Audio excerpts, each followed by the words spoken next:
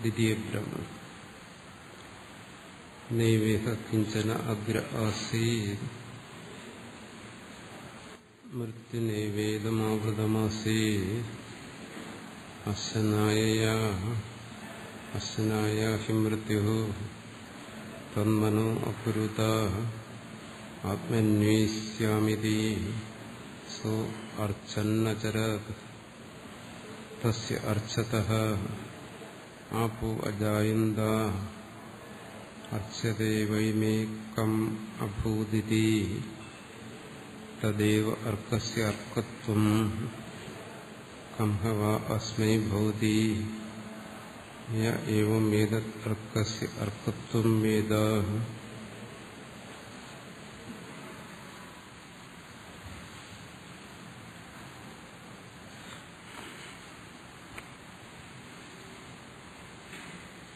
നൈവേഹ കിഞ്ചനാഗ്രാസി. ഇവിടെ സംസാരമണ്ഡലേ കിഞ്ചന കിഞ്ചദഭി നാമരൂപ പ്രവിഭക്ത വിശേഷൻ നൈവാസി ന ബഭൂവ. സംസാരമണ്ഡലത്തിൽ ഒന്നും തന്നെ ഉണ്ടായിരുന്നില്ല. സൃഷ്ടിക്കുന്നു കിഞ്ചിതഭി അനാദിയായി സൃഷ്ടിക്കുന്നു എന്നോട് ചേർന്നു. അനാദിയായി സൃഷ്ടിക്കുന്ന മുമ്പ് എങ്ങനെ വരും? കൽപ്പാദിയിൽ. നാമരൂപ പ്രവിഭക്ത വിശേഷ നൈവാസി ന ബഭൂവ. അഗ്നി പ്രാഗുത്പത്തേഹി മനാദേഹി.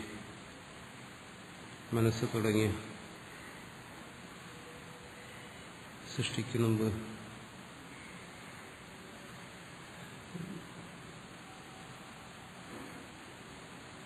സൃഷ്ടി എന്ന് പറയുമ്പോൾ നമ്മൾ സാധാരണ ചിന്തിക്കുന്നത് പഞ്ചഭൂതങ്ങൾ, പ്രപഞ്ചം, ബാഹ്യമായി കാണുന്ന സൂര്യനും ചന്ദ്രനും, ഇതെല്ലാം. പക്ഷെ ഇവിടെ മനസ്സ് തുടങ്ങിയ, മനസ്സും സൃഷ്ടമാണ്, സൃഷ്ടിച്ചതാണ്. അവിടെ നിന്നേ തുടങ്ങുന്നത് സൃഷ്ടി. സൃഷ്ടി നമ്മൾ ഗ്രഹിക്കുന്നത് മനസ്സിലൂടെയാണ്. ആ മനസ്സ് അതിന്റെ സൃഷ്ടി. കിം ശൂന്യമേവ ഭൂവ. എന്തായിരുന്നു അവിടെ? ശൂന്യമാണോ പറയുന്നു? അല്ല. നൈവേഹ കിഞ്ചന ഇത് ശ്രുതേഹേ. എന്താ അങ്ങനെ സംശയം വരുന്നത്? ഒന്നും തന്നെ.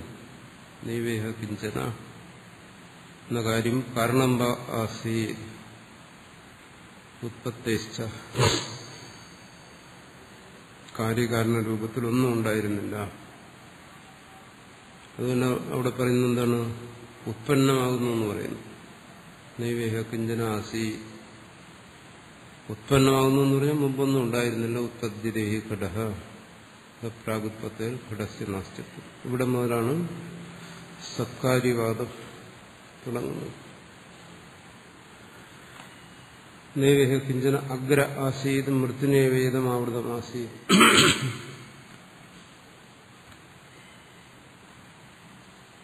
അവിടെ ശുദ്ധശൂന്യമാണ്. അതല്ല എന്ന് പറയുന്നതിന് വേണ്ടിയിട്ടാണ് അടുത്ത് പറഞ്ഞു മൃത്യുനൈവേദം ആവൃതമാസി. അപ്പൊ അവിടെ ആവരണം ചെയ്യുന്ന ഒന്ന്, അതുകൊണ്ട് ആവരണം ചെയ്യപ്പെട്ട മറ്റൊന്ന് ഇപ്പൊ ശൂന്യമല്ല. കിഞ്ചനാസീതെന്ന് പറഞ്ഞെങ്കിൽ അവിടെ എന്തോ ഉണ്ടായിരുന്നു. അതാണ് ഭാഷ്യകാരൻ വിശദമായി ചർച്ച ചെയ്തത്. തസ്മാ സദൈവ കാര്യം പ്രാഗുത്പത്തേരിതി സിദ്ധം. അതുകൊണ്ട് എന്തോ ഒന്നിനാൽ ആവരണം ചെയ്യപ്പെട്ടിരുന്നു, എന്തോ ഒന്നിന് ആവരണം ചെയ്യപ്പെട്ടു. എന്താ അവിടെ?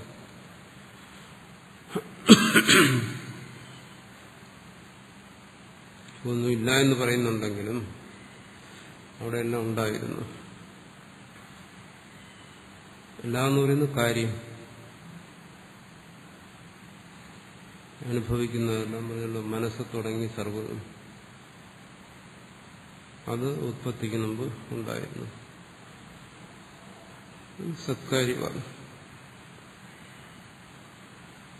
ഉത്പത്തിക്ക് മുമ്പ് ഇതെല്ലാം ഉണ്ടായിരുന്നു എന്ന് ഒറ്റ വാക്കി പറഞ്ഞാൽ തീരുന്ന കാര്യമേ ഉള്ളൂ. പക്ഷെ അങ്ങനെ പറഞ്ഞു കഴിഞ്ഞാൽ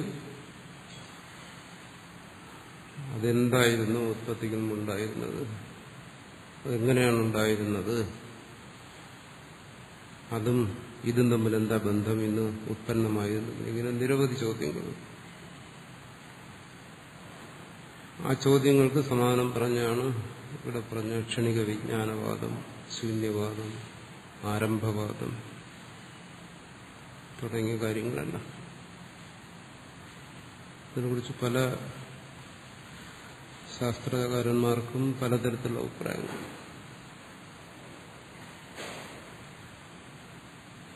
ഇവിടെ അദ്വൈതി സമർത്ഥിക്കുന്നത് എല്ലാം സത്തായിരുന്നു, സൃഷ്ടിക്കുന്നതും പിന്നെ. ഇത്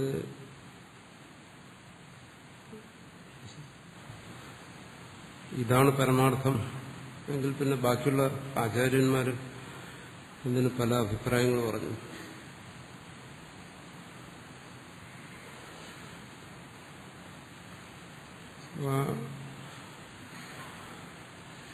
അതാണത് ക്രമമായി പറഞ്ഞത്. ശൂന്യമെന്ന് പറയുക, ശൂന്യമെന്ന് പറയുമ്പോൾ അതിലൊരുപാട് പോരായ്മകൾ വരും. അപ്പം അശുദ്ധ ശൂന്യത ഒഴിവാക്കിയിട്ട് പറയുക ക്ഷണികം വിജ്ഞാനം. ശൂന്യതയിൽ നിന്ന് പിന്നെ വിജ്ഞാനത്തിലേക്ക്, അത് തന്നെ ക്ഷണികമായ വിജ്ഞാനം. അതിലും പോരായ്മയുണ്ട്. ഇവിടെ സ്ഥായിയായ ഒന്നിനെ അംഗീകരിക്കണം. അതെന്താണ്? അഭാവമാണ്. കുറച്ചുകൂടി ഓരോന്നും കുറച്ചുകൂടി യുക്തിയുക്തമാണ്. അങ്ങനെ സത്തിലേക്ക് എത്തിക്കുന്നതിനുള്ള പടികളാണ് ഓരോന്നും. ശൂന്യവും ക്ഷണികവും ആരംഭവാദമെല്ലാം സിദ്ധാന്തത്തിലേക്ക് പോകുന്നതിനുള്ള ഓരോ പടികളാണ്. അപ്പം നേരിട്ട് ആ സത്തിനെ ബോധിപ്പിക്കുമ്പോൾ വരാവുന്ന ചോദ്യങ്ങളാണ് മുമ്പ് പറയുന്ന ക്ഷണികവും ഇത് എല്ലാം ആരംഭമല്ല. ക്രമമായിട്ട് ഓരോന്നിനെയും പരിചയപ്പെടുത്തി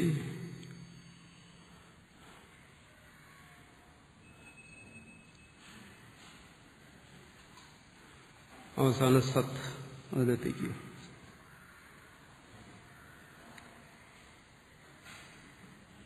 അതും ഈ പറയുന്നതിന്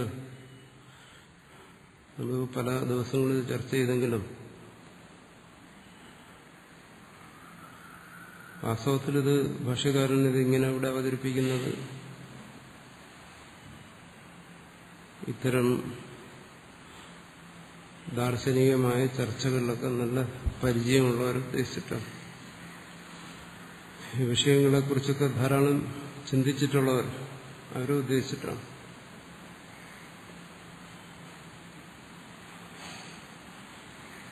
ക്ഷണിക വിജ്ഞാനവാദവും ശൂന്യവാദവും ഒക്കെ ശരിക്ക് പരിചയമുള്ളവരോടൊത്ത് ഇത് പറയുമ്പോൾ അവർക്ക് കുറച്ചുകൂടി അനായാസമായിട്ട് ഇത് ഗ്രഹിക്കാൻ പറ്റും.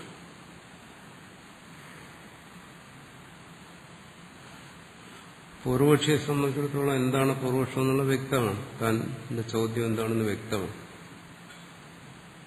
അയാളെ സംബന്ധിച്ചിടത്തോളം പിന്നെ സിദ്ധാന്തം മനസ്സിലാക്കിയാൽ മതി.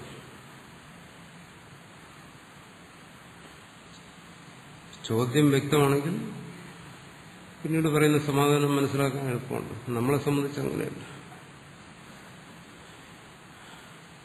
ഇത് കേൾക്കുമ്പോൾ നമുക്ക് തോന്നുന്നു ഇത് വളരെ പ്രയാസമാണ്. ഇത്രയും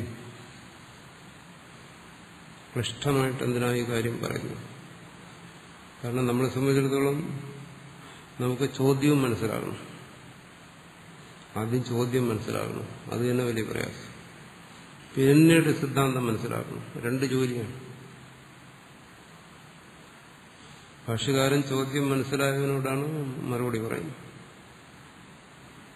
ചോദിക്കുന്ന ആളിന് ചോദ്യത്തെക്കുറിച്ച് ശരിയായ ധാരണയുണ്ട്. നമ്മൾ അത് മനസ്സിലാക്കാൻ വേണ്ടി നമുക്ക് കൂടുതൽ പ്രയത്നം ആവശ്യമുണ്ട്.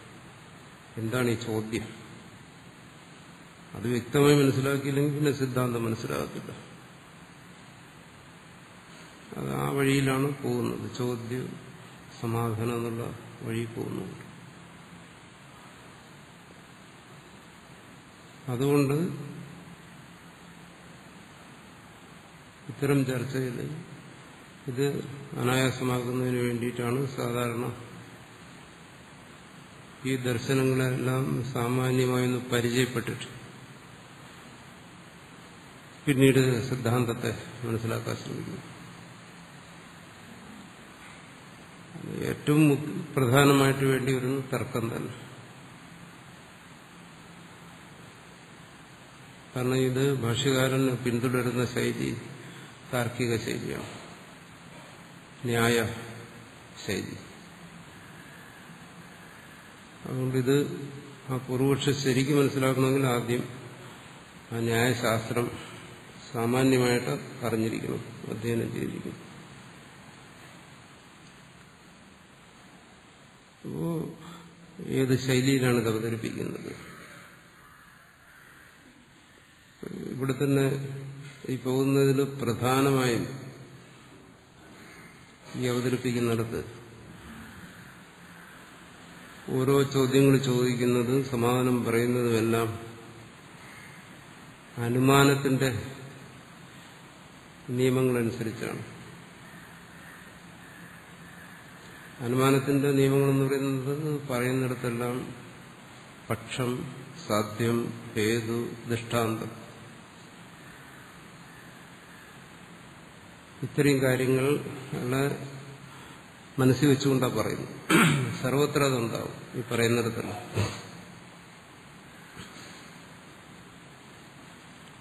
ഇത് കേൾക്കുമ്പോൾ ഇത് പക്ഷമാണ്, ഇത് സാധ്യമാണ്, ഇത് ഹേതുവാണ്, ദൃഷ്ടാന്തമാണെന്നുള്ള നാല് കാര്യവും മനസ്സിലാക്കുമ്പോഴാണ് ഇത് അനായാസമായി ഒരാൾക്ക് മനസ്സിലാക്കാൻ പറ്റുന്നത്. അത് അവതരിപ്പിക്കുന്ന ഒരു ശൈലി, ഇത് അങ്ങനെ അവതരിപ്പിക്കാൻ കഴിയും ശാസ്ത്ര ചർച്ചയാവുന്നു. പക്ഷെ നമ്മളിത് ചർച്ച ചെയ്ത് ഒരിടത്തും തന്നെ ഇത് പക്ഷമാണ്, ഇത് സാധ്യമാണ്, ഇത് ഹേതുവാണ്, ഇത് ദൃഷ്ടാന്തമാണെന്ന് പറഞ്ഞിട്ടേയില്ല. അതിന്റെ വ്യാഖ്യാനങ്ങൾ നോക്കിയറിയാം, എല്ലാ സ്ഥലത്തും അവർ പറയാം ഈ പറയുന്നത് ഹേതുവാണ്, ഇന്നതാണ് സാധ്യം അല്ലെങ്കിൽ സിദ്ധാന്തം. ശരിക്കും ആ ശൈലിയിലാണ് ഈ ചർച്ചയെ മനസ്സിലാക്കേണ്ടത്. പക്ഷെ അതിന് ആ ശാസ്ത്രത്തിൽ പരിചയം ഉണ്ടായിരുന്നാലേ പറ്റും. ഇത് കേൾക്കുമ്പോൾ നമുക്ക് ഈ പ്രയാസം അനുഭവപ്പെടുന്നത് നമുക്ക് ആ ശൈലിയുമായിട്ട് പരിചയമില്ലാത്തതുകൊണ്ടാണ്.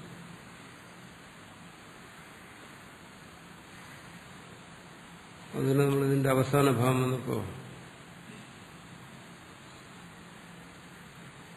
അത് ചുരുക്കിയതും അതുകൊണ്ടാണ്. കാരണം ഇത് ആ ശൈലിയിൽ മുമ്പോട്ട് പോകാൻ ഒക്കത്തില്ല. ആ ശൈലിയിൽ വിശദീകരിച്ചു കഴിഞ്ഞാൽ കേൾക്കാൻ ആളെ കിട്ടത്തില്ല, ഇന്നത്തെ കാലത്ത് പ്രത്യേകിച്ച്. അതുകൊണ്ട് നമ്മളിത് വിശദീകരിക്കുന്നത് നമ്മുടെ ഇന്നത്തെ ശൈലി, ആ പക്ഷം, ഹേതു, സാധ്യം, ദൃഷ്ടാന്തം എന്ന് പറയുന്നത് അത് പൂർണ്ണമായും വിട്ടിട്ട് ഇതെങ്ങനെ കാര്യം നമുക്ക് മനസ്സിലാക്കാൻ പറ്റുമോ ആ രീതിയിൽ. അത് തന്നെ കുറച്ച് പ്രയാസമാണ് മനസ്സിലാക്കുന്നതിന്.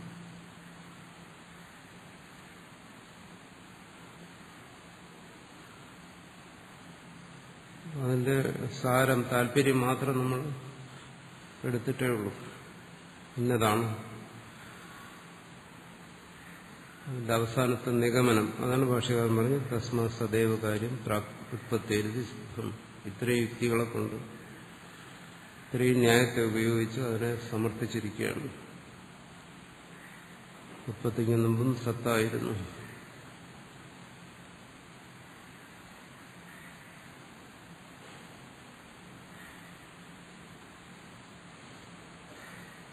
അതുകൊണ്ട് ഇത് പ്രയാസമുള്ളതാണ്.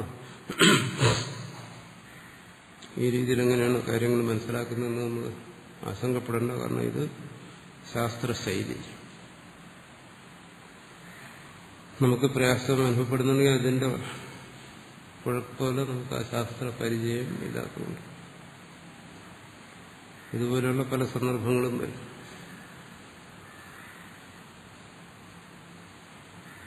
അവിടെയൊക്കെ നമുക്ക് ഈ ഒരു വൈഷമ്യം തോന്നും.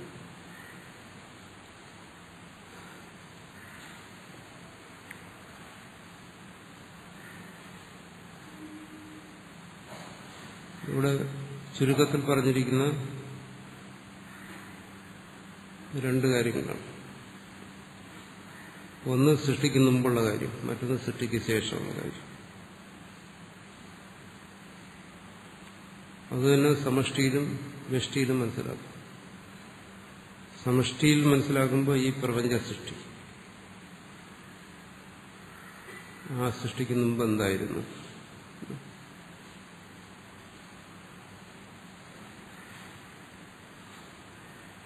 ഇവിടെ പറഞ്ഞ സത്തായിരുന്നു. വ്യഷ്ടിയിലാണെങ്കിൽ ഈ ജാഗ്രത സ്വപ്നങ്ങൾ, അതിന് മുമ്പ് എന്തായിരുന്നു, സത്തായിരുന്നു. അതിനെക്കുറിച്ച് പല ആശങ്കകളും ഉണ്ടാകും. അതാണ് അതിനെ നിഷേധിക്കാൻ വേണ്ടിയാണ് പറഞ്ഞത് ശൂന്യമല്ല, ക്ഷണികമല്ല.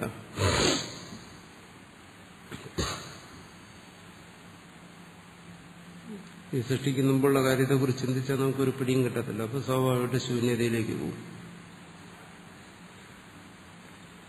സൃഷ്ടിയെക്കുറിച്ച് ചിന്തിക്കുന്നത് നമ്മുടെ മനസ്സിനെ ആശ്രയിച്ചിട്ടാണ്. മനസ്സല്ലെങ്കിൽ ബുദ്ധിയെ പരിശോധിക്കുമ്പോൾ അത് പ്രദക്ഷിണം മാറിക്കൊണ്ടിരിക്കുന്നു. അതുകൊണ്ട് ഇത് ക്ഷണികമാണെന്ന് തോന്നുന്നു. അപ്പോൾ സമഷ്ടിയിലായാലും ശരി വ്യഷ്ടിയിലായാലും ശരി സൃഷ്ടിക്ക് മുമ്പെന്ന് ചിന്തിക്കുമ്പോൾ ശൂന്യതയും ക്ഷണികത്വമൊക്കെ വരും. അല്ലെങ്കിൽ ഒന്നും പിടികിട്ടാത്ത അവസ്ഥ, അഭാവം. ഇതിനെല്ലാം നിഷേധിച്ചിട്ട് അവിടെ ഉറപ്പിക്കുന്നു സൃഷ്ടിക്കുന്ന മുമ്പ് സത്തായിരുന്നു. സൃഷ്ടിക്കുന്ന മുമ്പ് അസ്തിത്വം നിലനിന്നിരുന്നു. അവിടെ എന്താണ് അസ്തിത്വം, എവിടെ അസ്തിത്വം?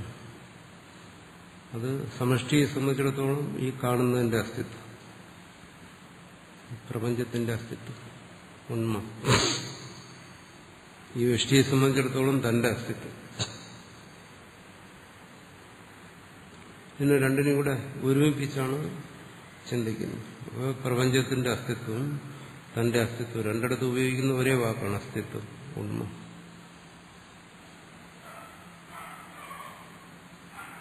അവിടെ ശബ്ദത്തിന് പോലും മാറ്റമില്ല, ഈ അർത്ഥത്തിനും മാറ്റമില്ല. അപ്പോൾ ഈ പ്രപഞ്ചത്തിന്റെ അസ്തിത്വം അത് തന്നെയാണ് തന്റെ അസ്തിത്വം, തന്റെ അസ്തിത്വം അത് തന്നെയാണ് പ്രപഞ്ചത്തിന്റെ അസ്തിത്വം. അതാണ് സദാത്മേകത്വം.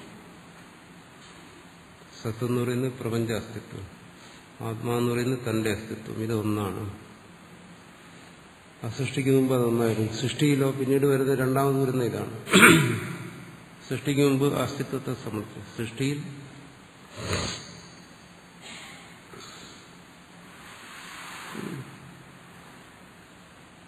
സൃഷ്ടിയിലാണ് രണ്ടും വരുന്നത്. എന്താണ്? ഒരു ദൃഷ്ടിയിലൂടെ പറയും ഇത് സത്താണ്, വേറൊരു ദൃഷ്ടിയിലൂടെ പറയും ഇത് മിഥ്യയാണ്. രണ്ടും പറയും. സൃഷ്ടിക്ക് മുമ്പ് അങ്ങനെ രണ്ട് പക്ഷമുള്ളൂ. ഒരു പക്ഷേ ഉള്ളൂ, സത്ത്, കേവലമായ സത്ത്. പക്ഷെ കേവലമായ സത്തിൽ സൃഷ്ടി എന്ന് പറയുന്ന ഒന്നിനെ കൂടെ അംഗീകരിക്കേണ്ടി വരും.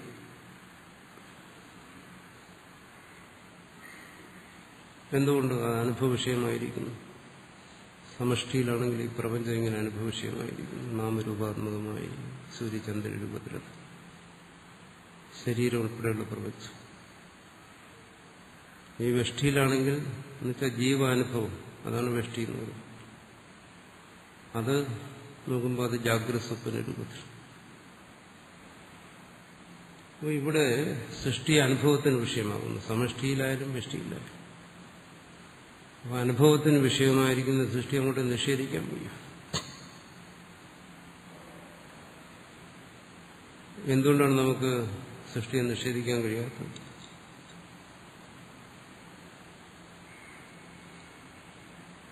ഏറ്റവും പ്രധാനമായ കാരണം ഈ സൃഷ്ടി വ്യവഹാരക്ഷമമാണ്.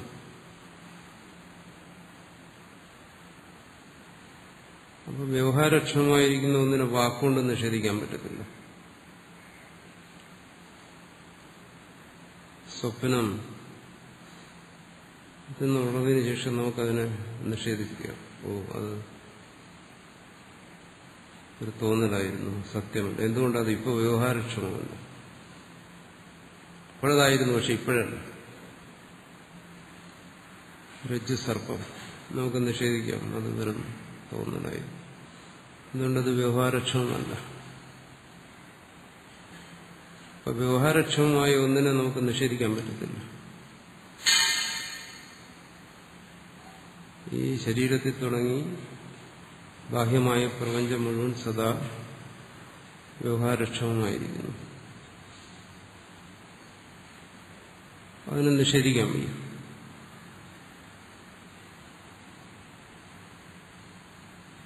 പക്ഷെ അദ്വൈതി എന്ത് ചെയ്യുന്നു? അതിനെയും നിഷേധിക്കുന്നു, വ്യവഹാരക്ഷമമായിരിക്കുന്നതിനെയും നിഷേധിക്കുന്നു.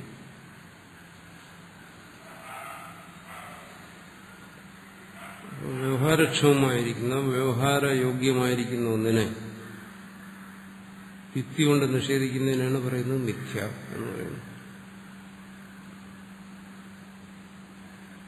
അതെങ്ങനെ സാധിക്കും? വ്യവഹാരക്ഷമമായിരിക്കുക എന്ന് പറഞ്ഞാൽ അതിന്റെ അർത്ഥം തന്നെ നിഷേധിക്കാൻ പറ്റാത്തതെന്നാണ്. ഉദാഹരണം പറഞ്ഞാൽ വിശക്കുന്നു. വിശന്നു കഴിഞ്ഞാൽ ഭക്ഷണം വേണം. വിശക്കുക, ഭക്ഷണം കഴിക്കുക, ഇതൊക്കെ വ്യവഹാരമാണ്.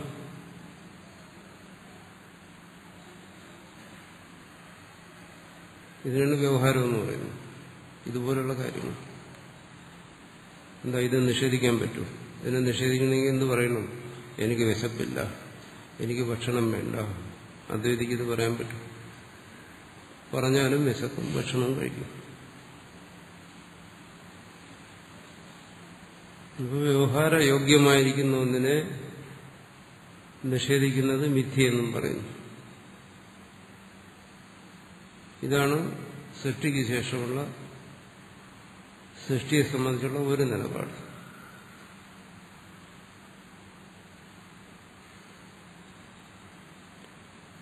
ഇതെങ്ങനെ അദ്വൈതി നിഷേധിക്കും? അതിനുവേണ്ടിയിട്ടാണ് സത്കാര്യവാദം എന്ന് പറയുന്നത്.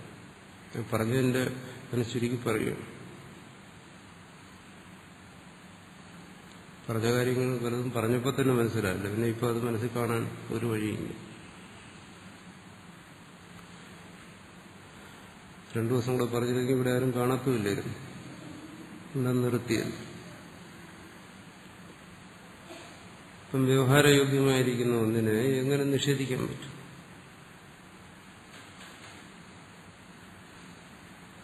അതിന് സത്കാര്യവാദത്തെ പറയും.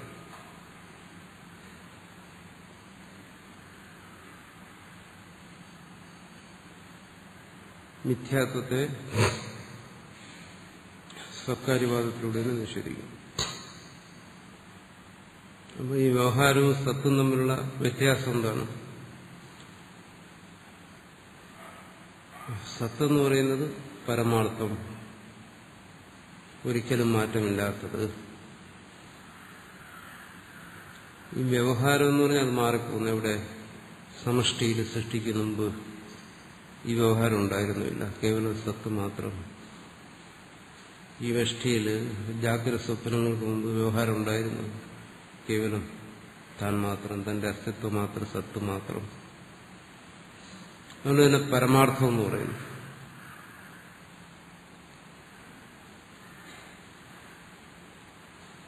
ഈ സമഷ്ടി പ്രപഞ്ചത്തിന്റെ ആദി, അത് പരമാർത്ഥം. ഈ വ്യഷ്ടി അനുഭവത്തിന്റെ ആദി, തുടക്കം, അതും പരമാർത്ഥം. അതിന് ഇതോ വ്യവഹാരം എന്ന് പറയും. നമ്മുടെ ഈ അനുഭവങ്ങൾ, വിശപ്പും ദാഹവും തുടങ്ങി വാക്കും പ്രവൃത്തിയും ചിന്തയും, ഇവിടെ എന്തെല്ലാം ചെയ്യുന്നു? ജീവൻ, സൃഷ്ടിയും സംഹാരവും എല്ലാം. ഇത് മുമ്പ് ഉണ്ടായിരുന്നില്ല, സൃഷ്ടിക്ക് മുമ്പ് ഉണ്ടായിരുന്നില്ല, ജാഗ്രത സ്വപ്നങ്ങൾക്ക് മുമ്പ് ഇതുണ്ടായിരുന്നില്ല. അതുകൊണ്ടൊന്നും ആർക്കും പറയാൻ കഴിയില്ലല്ലോ. ജാഗ്രത സ്വപ്നങ്ങൾക്ക് മുമ്പ് ഉണ്ടായിരുന്നു പറഞ്ഞാൽ സുഷുപ്തിയില്ലെന്നേ ഉള്ളൂ അതിനർത്ഥം. അത് നമുക്ക് സുഷുപ്തിയെ നിഷേധിക്കാൻ പറ്റത്തില്ല. അപ്പോ ഇത് പരമാർത്ഥമല്ല. ഇത് പരമാർത്ഥമല്ലെങ്കിൽ ഈ അനുഭവപ്പെടുന്നതോ ഒരു കാര്യം അനുഭവപ്പെടുന്നു എന്ന പരമാർത്ഥമല്ല. അതാണ് മിഥ്യയുടെ അർത്ഥം.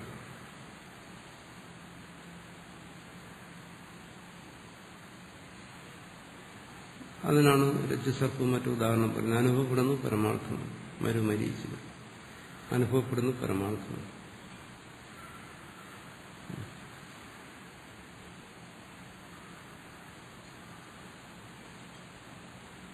പക്ഷെ അതിനെ സംബന്ധിച്ച് തെറ്റായി ധരിക്കരുത്. എന്താണ് അനുഭവപ്പെടുന്നു, അനുഭവം ശരിയല്ലെന്നല്ല പറയുന്നു മിഥ്യയുടെ അർത്ഥം. നിങ്ങളുടെ ഈ അനുഭവം ശരിയല്ല, അങ്ങനെയല്ല മിഥ്യയുടെ അർത്ഥം. അനുഭവം ശരി തന്നെയാണ്. എന്താണ്? എനിക്ക് വിശക്കുന്നു, വിശക്കുന്നില്ലെന്ന് പറയാൻ പറ്റും.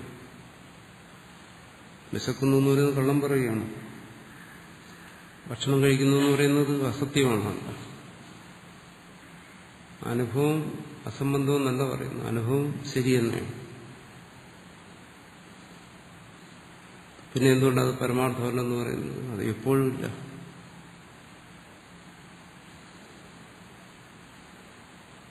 സൃഷ്ടിയിലില്ല, പ്രപഞ്ച സൃഷ്ടിക്ക് മുമ്പിലില്ല. അപ്പം വ്യവഹാരത്തിന് സദാ നിലനിൽപ്പില്ല. അത്രയുള്ളൂ മിഥ്യാശബ്ദത്തിനർത്ഥം. അതുകൊണ്ട് തന്നെ മിഥ്യ എന്ന് പറയുന്നു. ഇത് സൃഷ്ടിക്ക് ശേഷമുള്ള ഒരു കാഴ്ചപ്പാട്. ഇതാണ് ഞാൻ ആദ്യം പറഞ്ഞത്.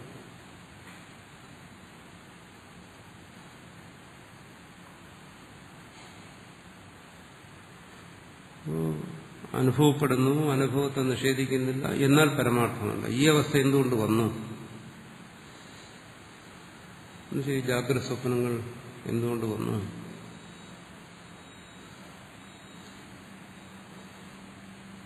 ഈ പ്രപഞ്ച സൃഷ്ടി, ഇതിനെന്താണ് സമാധാനം? ആ സമാധാനമാണ് സത്കാര്യവാദം. എന്താ അവിടെ പറയുന്നത്?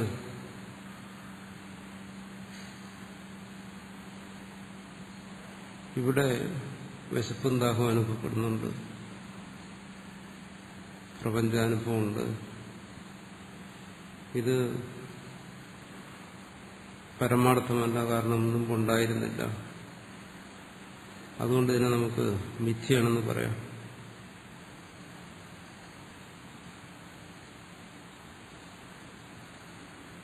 എന്നിരിക്കണം പരമാർത്ഥത്തിന്റെ സ്വഭാവം എന്താ? എന്തിനാണ് നമ്മൾ പരമാർത്ഥം എന്ന് വിളിക്കുന്നത്?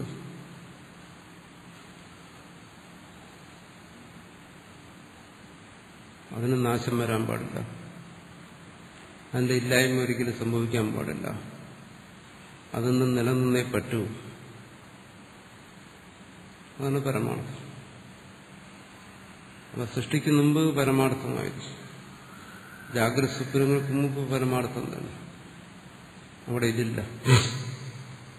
പിന്നെ മിഥ്യെന്ന് പറയുന്നത് എന്തോ? ഈ അനുഭവപ്പെടുന്നു, ഈ പ്രതീതി, ഈ അനുഭവത്തെയാണ് നമ്മൾ മിഥ്യെന്ന് വിളിക്കുന്നത്.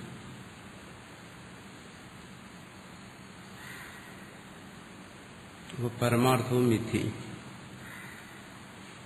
അപ്പൊ പരമാർത്ഥത്തിന് മാറ്റം വരാൻ പാടില്ലെന്നും പറയുന്നു. അപ്പോൾ ഈ പരമാർത്ഥത്തെയും ഈ മിഥ്യയും കൂടെ എങ്ങനെ യോജിപ്പിക്കും? അവിടെയാണ് സത്കാര്യവാദം പറയുന്നത്. എന്താണ് ഈ മിഥ്യയെന്ന് പറയുന്നത്? മിഥ്യയെന്ന് പറയുന്ന യുക്തി കൊണ്ട് പറയുന്നതാണ്.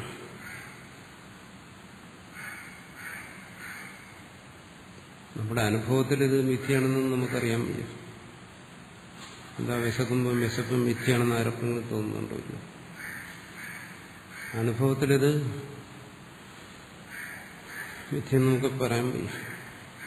സ്വപ്നത്തെ നമുക്ക് മിഥ്യെന്ന് പറയാൻ തോന്നുന്നു. അത് അനുഭവത്തിലില്ലാത്തതുകൊണ്ട്. അതുകൊണ്ട് നമ്മളതിനെ മിഥ്യെന്ന് ധൈര്യമായി പറയുന്നത്. ഇതിനെ നമുക്ക് മിഥ്യെന്ന് പറയാൻ പറ്റും. ഇത് അനുഭവമാണ്. പക്ഷെ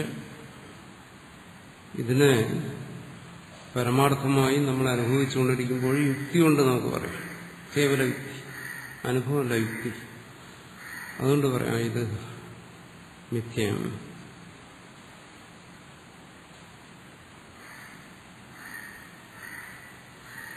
അപ്പൊ ഇവിടെ സത്കാര്യവാദം എന്താ പറയുന്നത്?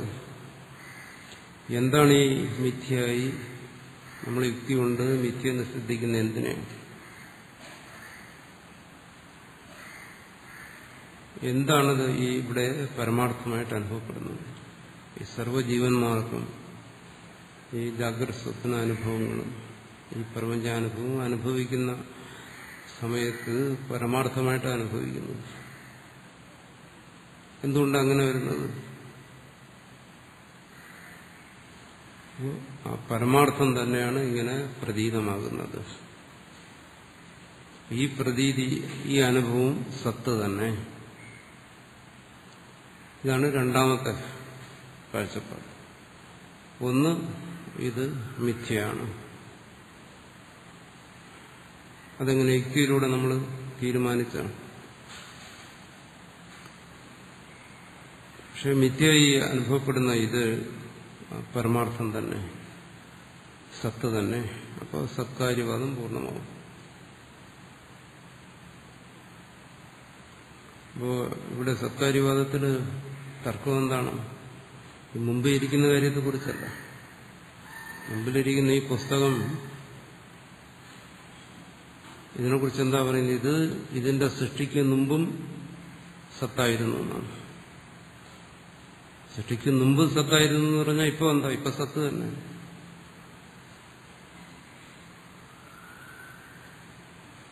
ഇത് സത്താണെന്ന് അറിയുന്നതിന് ശാസ്ത്രം പഠിക്കേണ്ട കാര്യമില്ല, ചർച്ചയുടെ ആവശ്യമില്ല. അത് അനുഭവമാണ്. ഇത് സത്താണ്. ആരെങ്കിലും പറയും ഇത് അസത്താണ്, മിഥ്യയാണ്. മിഥ്യയാണെന്ന് അറിയുന്നതിന് വേണ്ടി നമുക്ക് യുക്തി ആശ്രയിക്കേണ്ടി വരും. സത്തെന്നുള്ളത് സ്വാനുഭവം, സർവ്വജീവന്മാരുടെയും സാമാന്യ അനുഭവമാണ് സത്ത്. സൃഷ്ടിക്ക് മുമ്പുള്ള കാര്യത്തെക്കുറിച്ച് ഒരു പിടിയില്ല. അപ്പോൾ അവിടെ ചിന്തിക്കേണ്ടി വരും. ഇവിടെ ഈ സത്തായി അനുഭവപ്പെടുന്ന സർവവും സൃഷ്ടിക്ക് മുമ്പും സത്താണ്. അതിന് വീണ്ടും യുക്തി ആശ്രയിക്കേണ്ടി വന്നു. അപ്പോൾ ഇവിടെ ഇത് മിഥ്യയാണെന്നറിയുന്നതിന് യുക്തി ആശ്രയിക്കേണ്ടി വന്നു. ഈ അനുഭവത്തിന് മുമ്പ് കേവല സത്താണെന്നറിയുന്നതിന് വേണ്ടിയും യുക്തി ആശ്രയിക്കേണ്ടി വന്നു.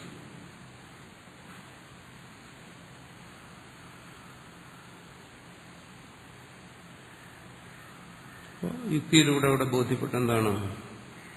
ഇവിടെ ഇപ്പോ ഈ സത്തായി അനുഭവപ്പെടുന്നത്, ഇതിങ്ങനെ സത്തായി അനുഭവപ്പെടുന്നതിന് കാരണം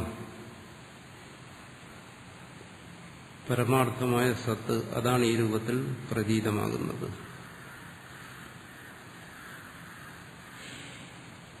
സർവവും സത്ത് തന്നെ.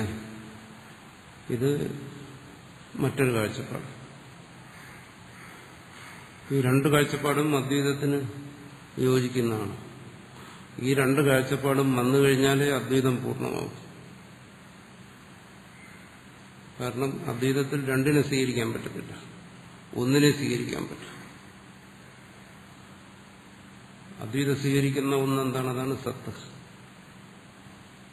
സൃഷ്ടിക്കുന്ന മുമ്പ് അത് സത്തായിരുന്നു.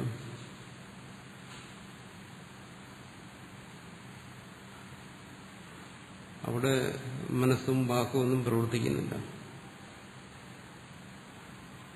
അതുകൊണ്ട് ഇവിടെ ഇരുന്നുകൊണ്ട് യുക്തിയെ ആശ്രയിച്ച് തന്നെ സമർത്ഥിക്കുന്നു. ഇവിടെ മനസ്സും വാക്കും ഒക്കെ പ്രവർത്തിക്കുന്ന തലമാണ്. ഇവിടെ സത്ത് അനുഭവ വിഷയമാണ്. എല്ലാത്തിനെയും സത്തായി അനുഭവിക്കുന്നു. ശാസ്ത്രജ്ഞാനം കൂടാതെ ആണ്. ഇതിനെ രണ്ടിനെയും കൂടെ യോജിപ്പിക്കുന്നു. ഇതിനെ രണ്ടിനെയും കൂടെ യോജിപ്പിക്കണമെങ്കിൽ ഈ അനുഭവത്തെ മിഥ്യാക്കും. അതിനെ യുക്തി ആശ്രയിക്കുന്നു. യുക്തി കൊണ്ട് സമർത്ഥിക്കുന്നു. ഇത് മിഥ്യയാണ്. കേവല സത്ത് സൃഷ്ടിക്ക് മുമ്പ് സൃഷ്ടിയിൽ സത്ത് തന്നെ ഇങ്ങനെ അനുഭവപ്പെടുന്നു. സത്ത് കേവലം സത്തായി മാത്രം അനുഭവപ്പെട്ടത്, കേവല സദനുഭവം മാത്രം. എന്നുവെച്ചാൽ നാമരൂപാത്മകമായ ഈ പ്രപഞ്ചാനുഭവമൊന്നും വേണ്ട, കേവല സദനുഭവം മാത്രം. എന്തുകൊണ്ട് അങ്ങനെ നിൽക്കുന്നില്ല?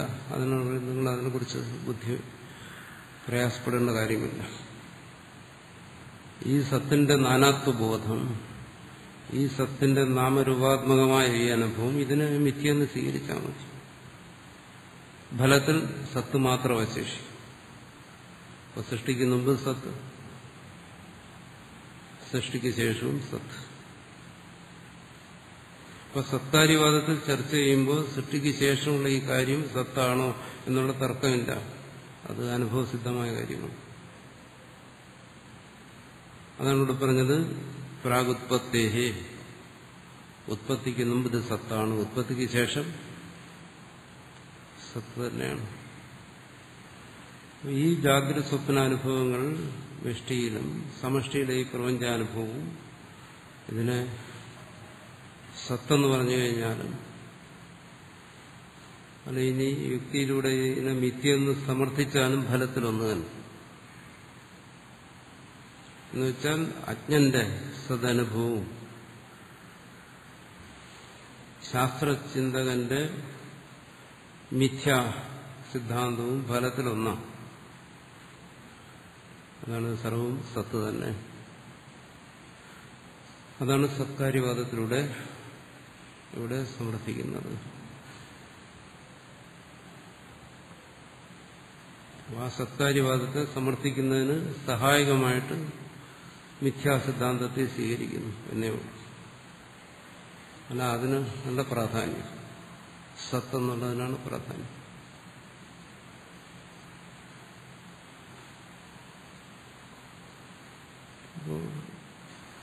അവിടെ നിശ്ചയിക്കുന്നു ആ സത്ത് തന്നെയാണ് ഈ സൃഷ്ടിക്ക് കാരണമായിരിക്കുന്നത്, ആ സത്ത് തന്നെയാണ് തന്റെ സ്വരൂപമായിരിക്കുന്നത്. കാരണം തന്റേതായിട്ടുള്ളതെല്ലാം സൃഷ്ടിപ്പെടുന്നതാണ്.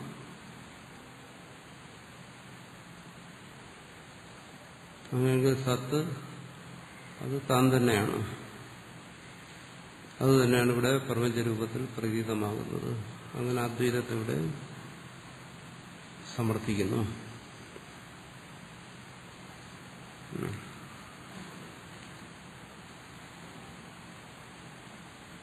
സൃഷ്ടിക്ക് മുമ്പ് നമ്മൾ യുക്തിയിലൂടെ പരിശോധിച്ചാൽ അതാണ് സൃഷ്ടിക്ക് മുമ്പ് സത്താണോ, യുക്തി കൊണ്ട് പരിശോധിച്ചു കഴിഞ്ഞാൽ സത്താണെന്ന് നമുക്ക് അനുഭവപ്പെടാൻ ഒരു വഴിയും. പക്ഷെ സൃഷ്ടിക്ക് മുമ്പുള്ളത് സത്താണെന്നുള്ള നമ്മുടെ അനുഭവമാണ്. അതിനാണ് രണ്ടു തരത്തിൽ ചിരിക്കുന്നത്. ഒന്ന് സമഷ്ടിയിൽ, മറ്റൊന്ന് വ്യഷ്ടിയിൽ.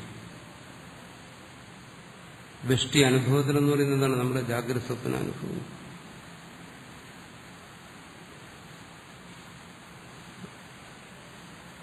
ജാഗ്രത സ്വപ്നാനുഭവങ്ങൾക്ക് മുമ്പുള്ള ആ സുഷുപ്തി, അത് നമ്മൾ അനുമാനിച്ചറിയുന്നതല്ല, സ്വാനുഭവമാണ്.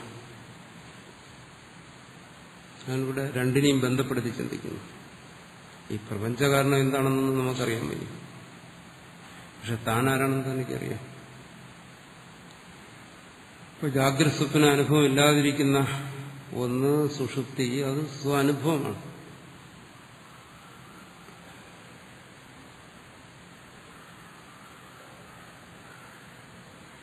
എന്താ സുഷുപ്തിയിൽ അനുഭവിച്ച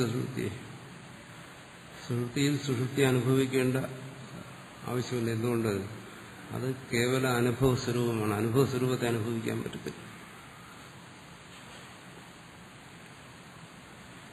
നമുക്ക് സാധാരണ അനുഭവ വിഷയങ്ങളെ നമുക്ക് പരിചയമാകും. പിന്നെ നമ്മുടെ മനസ്സങ്ങനെ ബഹിർമുഖമായിരിക്കുന്നുണ്ട്. അനുഭവ സ്വരൂപത്തെ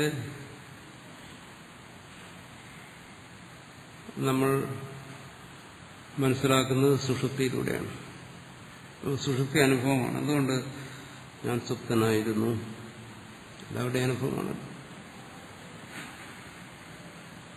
ശരി, അതിനങ്ങ് നിഷേധിക്കാൻ പറ്റൂല്ല. എനിക്കങ്ങനൊന്നും ഉണ്ടായില്ല, നിഷേധിക്കാൻ പറ്റുന്നില്ല. നിഷേധിക്കാൻ പറ്റാത്തത് കൊണ്ട് അതിനെ നമ്മൾ പറയുന്ന സത്യം. സത്യം എന്ന് പറയുന്നത് കേവലം ശബ്ദം മാത്രം. ശബ്ദത്തിലൂടെ ഗ്രഹിക്കേണ്ടതിനെ കുറിച്ചല്ല ഇവിടെ പറയുന്നു. ശബ്ദത്തെ ഒഴിവാക്കാൻ വയ്യാത്തതുകൊണ്ട് അതിനെ ആശ്രയിക്കുന്നു എന്നേ ഉള്ളൂ.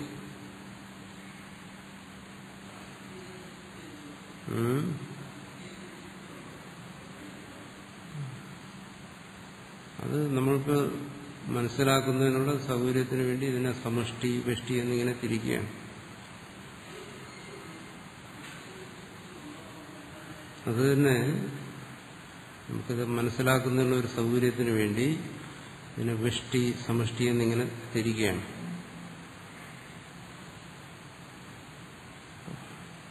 മാണ്ഡവ്യത്തിലും മറ്റും ചർച്ച ചെയ്തു. അതായത് ഒരേ ഒരു സത്ത്, ആ സത്തിന്റെ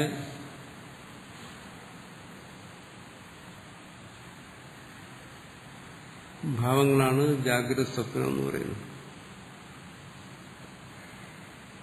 അങ്ങനെ ചിന്തിക്കുമ്പോൾ അത് വേറൊരു പ്രക്രിയ. അങ്ങനെ ചിന്തിക്കുകയാണെങ്കിൽ പിന്നെ ഇവിടെ സമഷ്ടി വെഷ്ടിയിൽ നിന്നും വേർതിരിക്കാനില്ല. ഒരേ ഒരു സത്തിൽ തന്നെ ഇതെല്ലാം പ്രകടമായിക്കൊണ്ടിരിക്കും. ആ ഒരു തരത്തിലും നമുക്ക് മനസ്സിലാക്കാം. അല്ല, നമുക്കിനി പ്രപഞ്ചം, പ്രപഞ്ചത്തിന്റെ ഒരു സൃഷ്ടി, താൻ, തന്റെ ജന്മം, ഈ തരത്തിൽ നമ്മൾ ചിന്തിക്കുന്നു. തനിക്ക് തന്നെയും പ്രപഞ്ചത്തെയും ഒന്നായി കാണാനൊന്നും പറ്റുന്നില്ല. അപ്പൊ ഇതിനെ രണ്ടായെടുക്കും. അപ്പൊ ഈ വെഷ്ടി സംഭവിക്കുന്നു, മറ്റൊന്ന് സമഷ്ടി സംഭവിക്കുന്നു. വെഷ്ടിയിൽ ജാഗ്രത ഉണ്ടെങ്കിൽ സമഷ്ടിയിൽ അതുണ്ട്. ഇങ്ങനെ പല വിചാര രീതികളെന്നുള്ളേ ഉള്ളൂ. എല്ലാത്തിനും താല്പര്യം സത്തിനെ ബോധിപ്പിക്കുകയാണ്. സമഷ്ടിയിൽ വെഷ്ടിയിലുള്ളതെല്ലാം സമഷ്ടിയിലുണ്ടെന്ന് പറയും.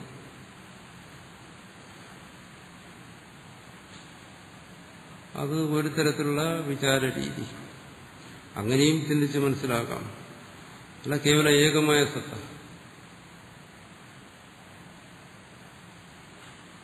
ഏകജീവവാദം എന്നൊരു ഒരേ ഒരു ജീവൻ, അതിന്റെ തന്നെ സ്ഫുരണമാണിതെല്ലാം. അതിനപ്പുറം രണ്ടാമതൊന്നുമില്ല. സമഷ്ടിയും വെഷ്ടിയും ഒക്കെ ആയിരിക്കുന്നു എന്ന് തന്നെ അങ്ങനെയും ചിന്തിക്കാം. ഏത് തരത്തിലാണോ നമുക്ക് മനസ്സിലാക്കാൻ പറ്റുന്ന ആ രീതിയിൽ ചിന്തിക്കാം. അങ്ങനെ ചിന്തിക്കുമ്പോൾ ഇപ്പം നമ്മൾ ചിന്തിക്കുന്ന സമഷ്ടി വെഷ്ടി എന്ന് രണ്ടായിട്ട് തിരിച്ചിട്ട്, അതിൽ നമ്മുടെ ഈ അനുഭവം, ജാഗ്രത സ്വപ്ന അനുഭവം, അതിന്റെ ബലത്തിൽ നമ്മൾ ചിന്തിക്കുമ്പോൾ നമ്മളിതിനെ വെഷ്ടി എന്ന് പറയും. മറിച്ച് നമ്മൾ ഈ പ്രപഞ്ചം, പ്രപഞ്ചത്തിന്റെ അസ്തിത്വം, പ്രപഞ്ച കാരണം, അങ്ങനെ ചിന്തിക്കുമ്പോൾ അതിനെ സമഷ്ടി ചിന്ത എന്ന് പറയും. മറ്റേത് ഞാൻ മാത്രം, ഞാൻ എന്റെ അനുഭവങ്ങൾ,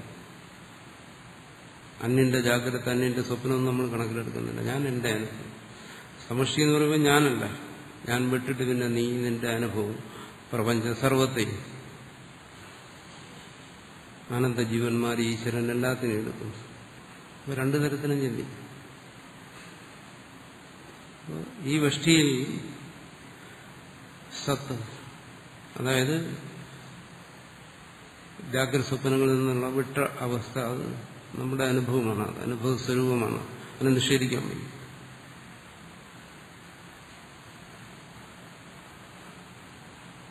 അതുകൊണ്ട് സത്യം നിഷേധിക്കാൻ പറ്റത്തില്ല. ഇനി അത് കഴിഞ്ഞ് ജാഗ്രതത്തിലേക്ക്, സ്വപ്നത്തിലേക്ക് വന്നാലും സത്യം നിഷേധിക്കാൻ വയ്യ, തന്നെ നിഷേധിക്കാൻ വയ്യ. തന്നെ നിഷേധിച്ചാലേ സത്യം നിഷേധിക്കാൻ പറ്റും. അതാണല്ലോ അദ്വൈതി ശൂന്യവാദിയെ നിഷേധിക്കുന്നു. നീ എന്തിനാണ് ശൂന്യം എന്ന് വരുന്നത്? അങ്ങനെ വരുമ്പോൾ നീ ശൂന്യമാണോ? ശരി, ഞാൻ ശൂന്യമാണെന്ന് പറഞ്ഞു കഴിഞ്ഞാൽ ഇവിടെ ശബ്ദം മാറ്റിയെന്നുള്ളതേ ഉള്ളൂ. ഈ സത്ത എന്നുള്ളതിന് ശൂന്യം എന്നുള്ളൊരു പേര് കൊടുത്തതേ ഉള്ളൂ. എന്തിനാണോ നീ ശൂന്യം എന്ന് പറയുന്നത്? അത് നിനക്ക് നിഷേധിക്കാൻ വയ്യാത്തതാണ്. നിഷേധിക്കാൻ വയ്യാത്തതുകൊണ്ട് ഞങ്ങളതിന് സത്തെന്ന് പറയുന്നു, നീ അതിന് ശൂന്യം എന്ന് പറയുന്നു. രണ്ടും ഒന്ന് തന്നെ,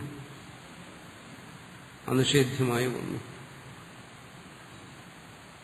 അത് ഈ സൃഷ്ടി അനുഭവത്തിലും തുടർന്നിരിക്കുന്നു.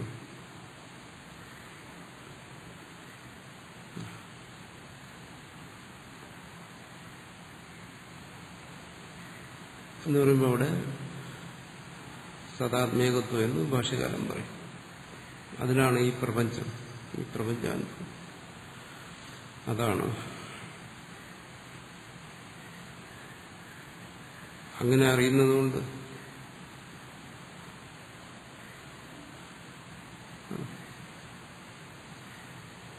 അതിന്റെ ഫലം പറയുന്നു. ആ അറിവിന്റെ ഫലമാണ് മുക്തി പറയുന്നത്. ഈ എല്ലാ കെട്ടുപാടുകളിൽ നിന്നും, ഇതറിയാത്തതുകൊണ്ട് വരുന്ന എല്ലാ കെട്ടുപാടുകളിൽ നിന്നും, ജന്മമരണങ്ങൾ തുടങ്ങി സുഖദുഃഖാദി സർവത്തിൽ നിന്നുമുള്ള മുക്തി, അതാണ് അതിന്റെ ഫലമായി പറയുന്നത്. അതാണ് ഈ അറിവുകൊണ്ടുള്ള നേട്ടം. ഈ അറിവില്ലാത്തവൻ ബദ്ധൻ, ഈ അറിവുള്ളവൻ മുക്തൻ.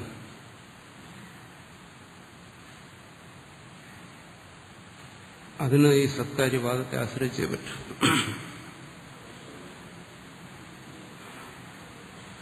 അതിന് ഈ ശബ്ദങ്ങളെ ആശ്രയിച്ചേ പറ്റൂ. അതിന് പലതരത്തിലുള്ള വിചാര രീതികളെ, പ്രക്രിയകളെ സ്വീകരിച്ചേ പറ്റൂ. അതൊന്നും ഒഴിവാക്കാൻ വയ്യാത്തതുകൊണ്ട് അതിനെ ആശ്രയിക്കും.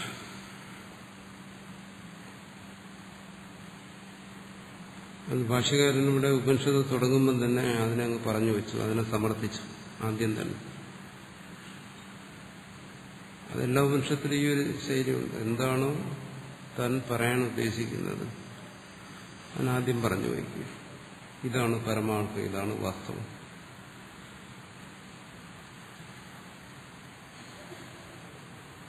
ആദ്യം പറഞ്ഞു വയ്ക്കുന്നതിന് രണ്ട് താല്പര്യങ്ങളുണ്ട്. ഒന്ന്, പിന്നീട് പറയുന്നത് എല്ലാം ഈ പരമാർത്ഥമായിക്കൊള്ളണമെന്നില്ല. അപ്പൊ ആദ്യം പരമാർത്ഥം എന്താണെന്ന് അറിയുക, മനസ്സിലാക്കുക. എന്നുവെച്ചാൽ അതിനെക്കുറിച്ചൊരു ധാരണയുണ്ടാകും. ഇന്നതാണ് പരമാർത്ഥം. ആ ധാരണയിൽ നിന്നുകൊണ്ട് മുമ്പോട്ടുള്ള കാര്യങ്ങളിലേക്ക് പ്രവേശിക്കും. ഇവിടെ ഇപ്പോൾ ഇത്രയും വലിയൊരു കാര്യത്തെ പറഞ്ഞതിന് ശേഷം പിന്നെ ഉപാസനയെക്കുറിച്ചാണ് പറയുന്നത്.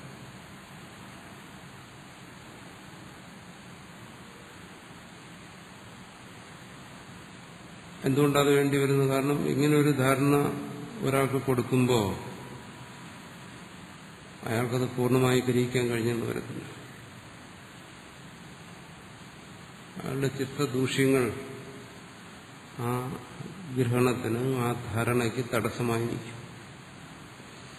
അപ്പൊ അതിനെ ഇല്ലാതാക്കുന്നതിന് പല ഉപായങ്ങളും വേണ്ടിവരും. അതിന് ഉപാസനയോ അല്ലെങ്കിൽ അതുപോലെയുള്ള പല കാര്യങ്ങളും വേണ്ടിവരും. ഇതാണ് സത്യമെങ്കിൽ എന്തുകൊണ്ട് ഞാനത് ബോധിക്കുന്നില്ല? ആ സത്യത്തെ ഗ്രഹിച്ചു കഴിഞ്ഞാൽ അതിന്റെ ഫലം മുക്തിയാണെന്ന് പറയുന്നെങ്കിൽ എന്തുകൊണ്ട് ആ മുക്തി എനിക്ക് അനുഭവിക്കാൻ കഴിയുന്നില്ല? ഇങ്ങനെയുള്ള ചോദ്യങ്ങൾ വരുന്നുണ്ട്. ഇതുകൊണ്ട് എന്താ പ്രയോജനം?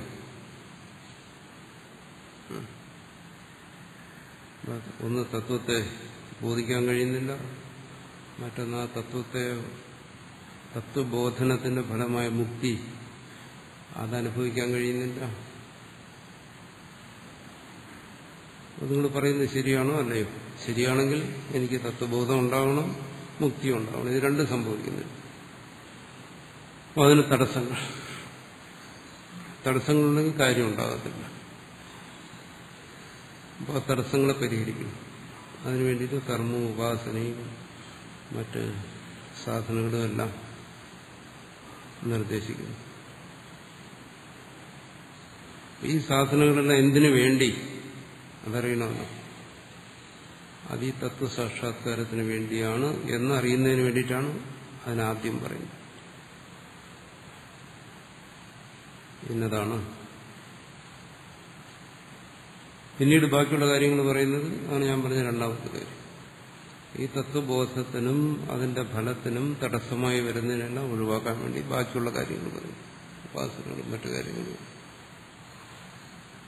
അതാണ് ഉപനിഷത്തിന്റെ ശൈലി. ഇത് രണ്ടും പറയും. പരമാർത്ഥവും പറയും, അത് കഴിഞ്ഞിട്ട് പിന്നെ പരമാർത്ഥം അല്ലാത്തതും പറയും.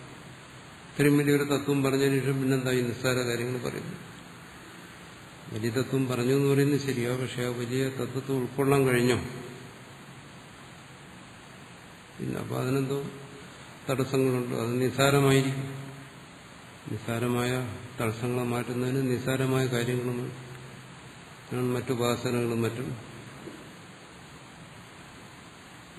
നിർദ്ദേശിക്കുന്നു. അല്ലെങ്കിൽ മനുഷ്യത്തുകളെ ഒന്നായി കാണണ്ട. വേദം ഒന്നാണ്. വേദത്തിൽ മാറി മാറി വരും. കർമ്മം, ഉപാസന, തത്വജ്ഞാനം, വീണ്ടും കർമ്മം, ഉപാസന, തത്വജ്ഞാനം, ഇങ്ങനെ മാറി മാറിപ്പോകുന്നു അധികാരഭേദമനുസരിച്ച്. തത്വത്തെ ശ്രവിച്ചാലും ഫലം കിട്ടുന്നില്ലെങ്കിൽ അയാൾ ശ്രവണത്തിനെ അധികാരിയുള്ളൂ, ഫലത്തിന് അധികാരിയായി. ചിലർക്ക് ശ്രവണത്തിനും അധികാരിയല്ല, അവർക്ക് കർമ്മം അത് ചെയ്യുക. ശ്രവണത്തിനും അധികാരി അല്ലാത്തതിനു വേണ്ടിയിട്ടാണ് കർമ്മം. ഒരാൾക്ക് കർമ്മത്തിലാണ് താല്പര്യം, കർമ്മസംസിദ്ധി, കർമ്മത്തിലൂടെ തന്നെ എല്ലാം സാധിക്കാമെന്ന് വിചാരിക്കുന്നു. അതേ കഴിയുന്നുള്ളൂ. മനസ്സ് കൊടുക്കാൻ പറ്റത്തില്ല ശ്രവണത്തിൽ. കർമ്മത്തിന് അധികാരിയാണ്, കർമ്മം ചെയ്യാം. അത് മോശമൊന്നും പറയുന്നില്ല.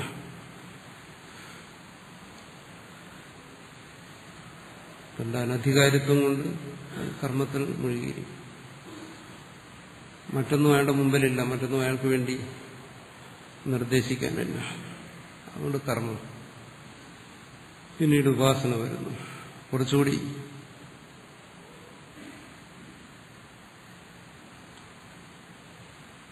ഉയർന്ന നില, ചിത്തത്തിന്റെ നിലയിൽ, ചിത്തഭൂമിയിൽ കുറച്ചുകൂടി ഉയർന്ന ആളാണ്. അതൊക്കെ ഉപാസനകളിലും മറ്റ്. കർമ്മം നമുക്കറിയാം മുഖ്യമായും കായികം, ശരീരത്തെ ആശ്രയിച്ചിട്ടാണ് പ്രധാനമായ കർമ്മങ്ങൾ വരുന്നത്. മനസ്സും വാക്കും എല്ലാം വേണമെന്നാലും മുഖ്യമായി ശരീരാവലംബിയാണ്.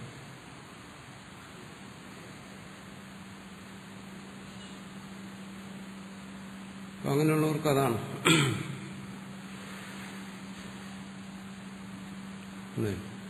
മൃഗങ്ങൾക്കുണ്ട് കർമ്മം, അതും ചെയ്യുന്നു. മനുഷ്യമൃഗ സാധാരണമാണ്, പക്ഷിമൃഗ സാധാരണമാണ് കർമ്മം. കാരണം അത് ശരീര ആശ്രയമായ കാര്യങ്ങളാണ്. ഗുരുവിന് അതിനാണ് അധികാരിയെങ്കിൽ അവൻ അത് തന്നെ ചെയ്യും. മനുഷ്യജന്മത്തിൽ തന്നെ അവനെ അമൃഗാവസ്ഥയിൽ നിന്ന് അത് ഉയർത്തും. ആ കർമ്മങ്ങൾ കുറച്ചുകൂടി മനസ്സിന്റെ തലം വരുന്നു. ഭാവന, ചിന്ത, ഉപാസനയ്ക്ക് ശരീരത്തിനേക്കാൾ പ്രാധാന്യം മനസ്സിനാണ്. അപ്പോൾ അതിനു വേണ്ടിയിട്ടത് മനസ്സിനും ഉപരിയാണ് വിവേകം, പ്രതിഭ. മനസ്സിനും അപ്പുറമാണ് വിശിഷ്ട ബുദ്ധി എന്ന് പറയുന്നത്. ഒന്ന് മനുഷ്യമൃഗ സാധാരണമായിരിക്കുന്ന കർമ്മം, മറ്റൊന്ന് മനുഷ്യന് മാത്രം മനസ്സിന്റെ തലത്തിൽ നിൽക്കുന്ന ഉപാസനകൾ. അതിനുപരിയായിട്ട് വിവേകത്തിന്റെ തരത്തിലുള്ള തത്വചിന്ത. അത് പ്രതിഭയുള്ളവർക്കേ പറ്റും, അല്ലാത്തവർക്ക് സാധ്യമല്ല. അവൻ ഉപാസനയിലിരിക്കുന്നു, അവൻ മോശമാണെന്ന് കരുതേണ്ട കാര്യമില്ല. അതിന് അധികാരിയായതുകൊണ്ട് അത് ചെയ്യുന്നു. അതിനുപരിയായി വിവേകത്തിന് അധികാരിയാണെങ്കിൽ അവൻ തത്വചിന്തയിലേക്ക് പ്രവേശിക്കുന്നു. അവിടെയാണ് ഇതെല്ലാം ആവശ്യമായി വരുന്നത്. ഈ ഭാഷ്യകാരൻ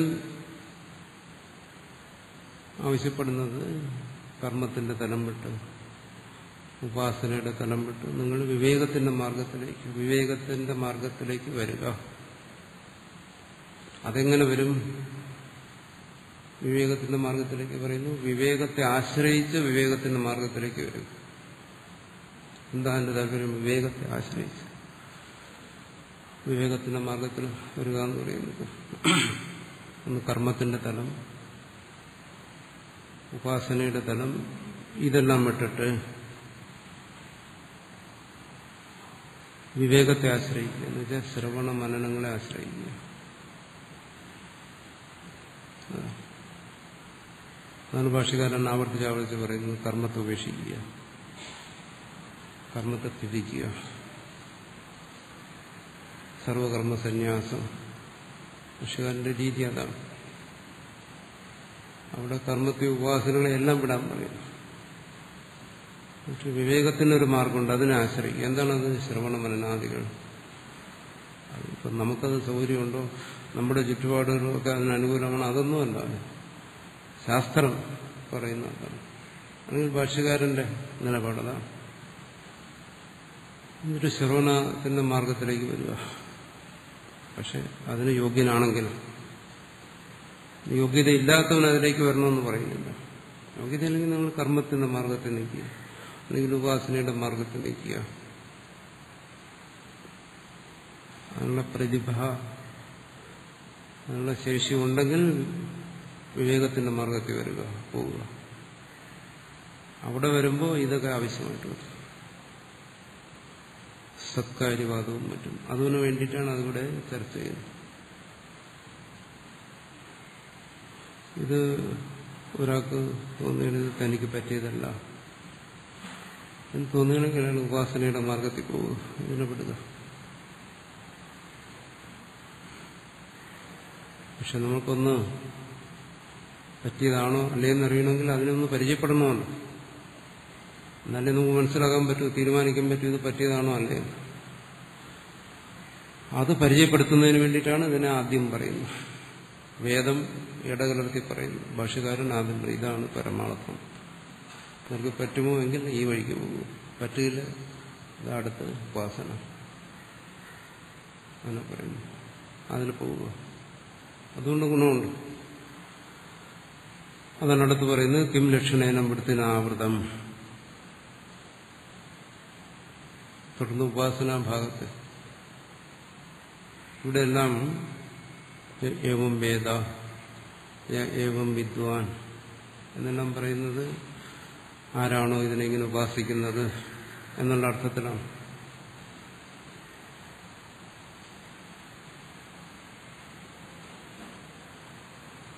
അശ്വമേധത്തിന്റെ സന്ദർഭമാണ്. മുമ്പ് അതിനെക്കുറിച്ച് ചർച്ച ചെയ്തു. നമ്മളിതിന്റെ ആരംഭത്തിൽ അതെല്ലാം പറഞ്ഞു. വീണ്ടും ഇവിടെ അശ്വമേധത്തിന്റെ ഒരു ആധ്യാത്മിക ധ്യാനമാക്കി മാറ്റുന്നു. അതാണ് ഉപാസന എന്ന് പറയുന്നത്. മുമ്പ് അങ്ങനെയല്ല, ബാഹ്യമായി പ്രവർത്തിച്ചു, ശരീരം കൊണ്ട് പ്രവർത്തിച്ചു, മനസ്സുകൊണ്ടും വാക്കുകൊണ്ടും ഒക്കെ പ്രവർത്തിച്ചു. ഇവിടെ ആ ബാഹ്യമായ പ്രവൃത്തിയൊന്നുമില്ല, അതൊക്കെ വിട്ടു. രണ്ടാമത്തെ മനസ്സിന്റെ അവിടെ അതിന് കേവലം ഒരു ധ്യാനം ആക്കി മാറ്റി.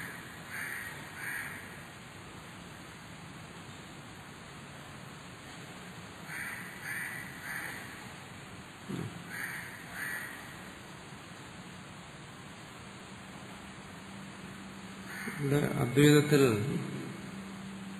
കർമ്മം, ഉപാസന അല്ലെങ്കിൽ ധ്യാനം, ഉപാസനയും ധ്യാനം എന്ന് പറയുന്ന ഒന്ന് തന്നെ. പിന്നെ ജ്ഞാനം, ഇതാണ് അതിന്റെ കർമ്മം. അധികാര ഭേദമനുസരിച്ച് കർമ്മത്തെ സ്വീകരിക്കുക, അല്ലെങ്കിൽ ഉപാസന അല്ലെങ്കിൽ ധ്യാനത്തെ സ്വീകരിക്കുക.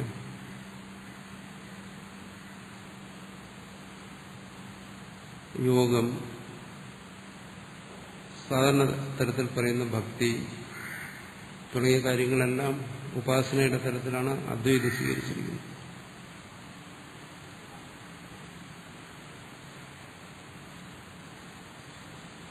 ഭക്തി ജ്ഞാനം തന്നെയെന്ന് പറയും. അതതിന്റെ പരമമായ തലം. അതല്ല സാധനാരൂപത്തിൽ അതിനെ സ്വീകരിക്കുമ്പോൾ അതൊക്കെ ഉപാസനയുടെ തലത്തിൽ വരും. അത് ഇനി വരുന്ന ഭാഗങ്ങളിൽ പറയും. പ്രതിവേന വിഷ്ണുവിനെ ധ്യാനിക്കുന്നത് പോലെ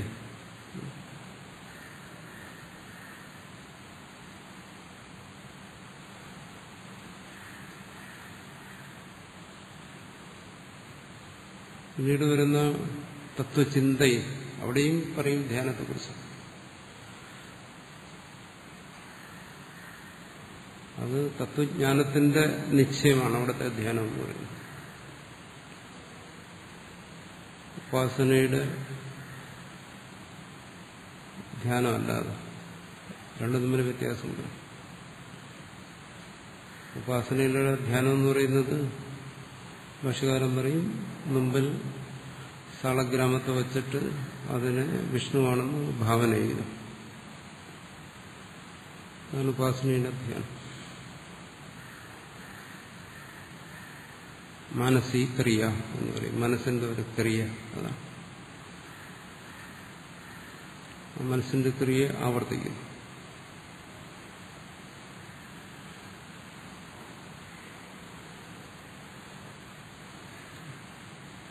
തത്വജ്ഞാനത്തിൽ നിന്ന് നിധ്യാസനം അതല്ല. അവിടെ ശ്രവണം, മനനം, ഇതിലൂടെ എന്താണ് തത്വജ്ഞാനത്തിൽ വരുന്ന ദോഷങ്ങൾ പരിഹരിക്കുക. അത് അജ്ഞാനാദി ദോഷം. അത് പരിഹരിച്ചു കഴിഞ്ഞാൽ ചിത്തത്തിന് വരുന്ന നിശ്ചയ സ്ഥിതി. അതാണ് അവിടുത്തെ നിധ്യാസനം എന്ന് പറയുന്നത്. തത്വജ്ഞാനത്തിന് അജ്ഞാന സംശയം തുടങ്ങിയ ദോഷങ്ങൾ അതിനെ ബാധിക്കാതിരിക്കും, തത്വജ്ഞാനത്തെ ബാധിക്കാതിരിക്കും. അപ്പോൾ അത് നിധ്യാസനമാണ്.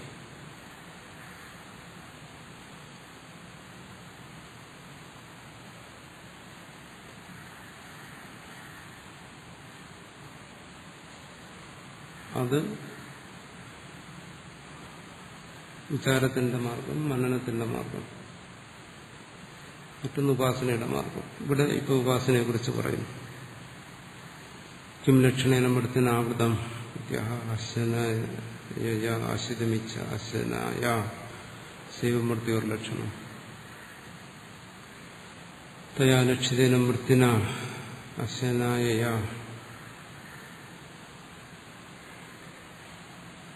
മൃത്യുവിനാൽ ആവൃതമായിരുന്നു സൃഷ്ടിക്ക് മുമ്പ്. ആ മൃത്യു എന്താണ് പറയുന്നത്?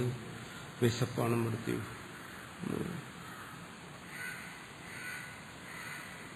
എന്തുകൊണ്ടാ വിശപ്പിന് മൃത്യു എന്ന് പറഞ്ഞത്? ശബ്ദേന പ്രസിദ്ധം ഹേതും അബുദ്ധ്യോതി യോഹി അശിതിമിച്ചതി അശ്വനായ അനന്തരമേ വഹന്തി ജന്തുവൻ. വിശപ്പിന് മൃത്യു എന്ന് പറയുന്നത് എന്താണ്? ഈ മൃത്യുവിന് കാരണം വിശപ്പാണ്. വിശന്നു കഴിഞ്ഞാൽ ആഹാരം കഴിക്കണം. ആഹാരം കഴിക്കണമെങ്കിൽ ഹിംസിച്ചേ പറ്റും. സസ്യത്തെയോ മൃഗത്തെയോ എന്തിനെങ്കിലുമൊക്കെ ഹിംസിച്ചേ പറ്റും.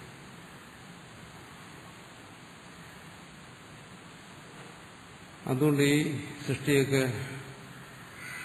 ഇങ്ങനെ പ്രകടമാകുന്നതിന് മുമ്പ് കേവലം മൃത്യു മാത്രമാണ് ഉണ്ടായിരുന്നത്.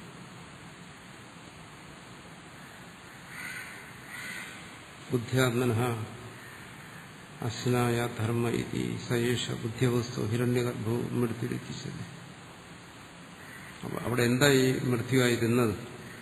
മരണം മുമ്പുണ്ടായിരുന്നു എന്ന് പറഞ്ഞാൽ മരണമെന്ന് പറയാൻ കാരണം സൃഷ്ടിക്ക് മുമ്പൊരു പ്രളയമാണല്ലോ.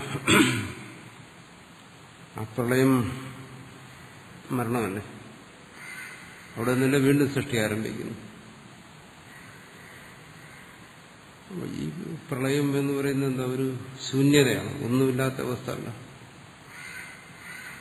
അവിടെ ചൈതന്യം ഉണ്ടായിരുന്നല്ലോ.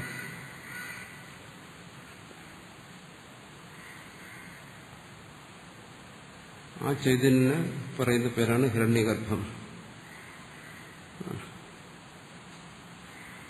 ബുദ്ധിയവസ്ഥ,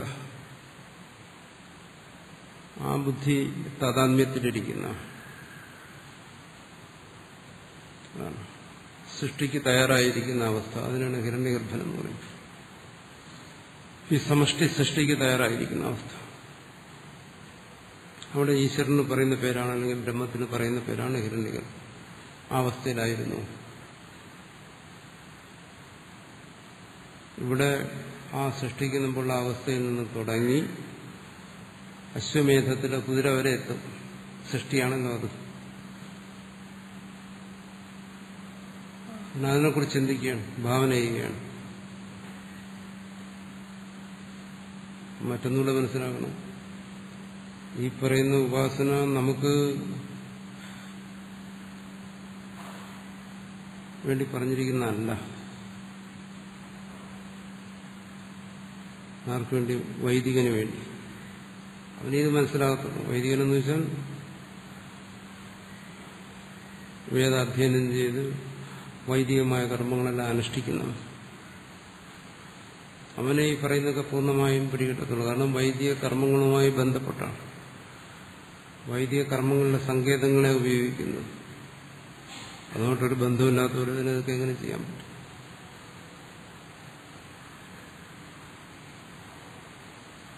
അവന് ഇതിനെക്കുറിച്ച് ചിന്തിക്കാൻ തന്നെ കഴിയത്തുള്ളൂ.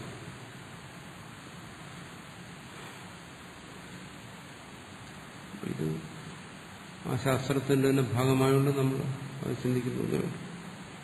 ഇന്നത്തെ ഉപാസനയും വൈദിക ഉപാസനയുമായിട്ട് കടലും കടലാടിയും തമ്മിലുള്ള ബന്ധമേ ഉള്ളൂ. ഒരു ബന്ധമില്ലെന്നാണ്. ഇന്നത്തെ ഉപാസന എന്ന് പറയുന്നത് നമ്മൾ മൂർത്തികളെ ഉപാസിക്കുക, അമ്പലത്തിൽ പോവുക, ദേവതകളെ ഉപാസിക്കുക, അതൊക്കെയാണ്. ഇവിടെ അത്തരത്തിലുള്ള ഒരു ഉപാസന, ഇവിടുത്തെ എല്ലാ ഉപാസനയും കർമ്മവുമായി ബന്ധപ്പെട്ട ഉപാസനകളാണ്.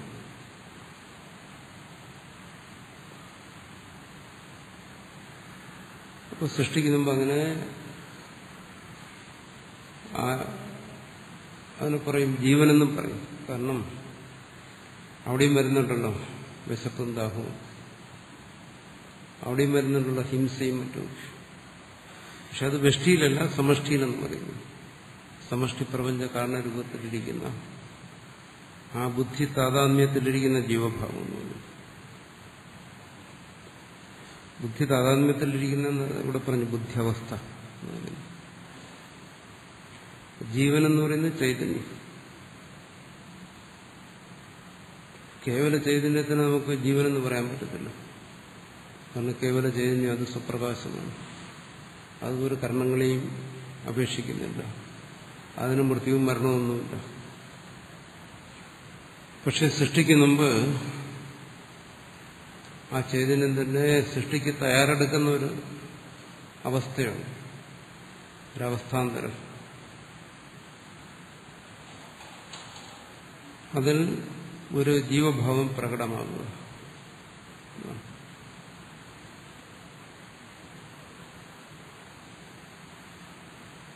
നിശ്ചലമായിരിക്കുന്ന സമുദ്രത്തിൽ ഒരു അല പ്രകടമാകുന്ന പോലെ.